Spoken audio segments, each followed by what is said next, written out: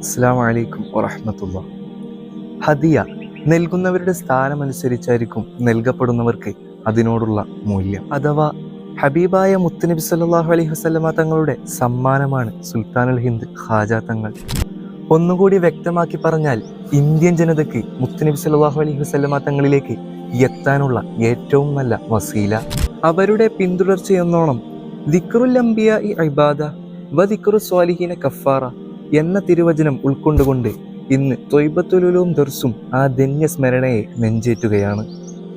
ഈ വരുന്ന 28, 29, 30 തീയതികളിൽ മെഅറാജ് നേർച്ച അജ്മീർ ഉറൂസ് എന്ന പേരിൽ വളരെ വിപുലമായി നടത്തപ്പെടുന്ന പരിപാടിയിലേക്ക് എല്ലാ മുഅ്മിനീങ്ങളെയും സന്തോഷപൂർവ്വം ക്ഷണിക്കുന്നു. പല പല ദിക്കുകളാൽ ഒഴുകിടും മുത്ത് റസൂലിൻ സ്നേഹം, നാടാകെ പോരിശയേകണ മെഅറാജും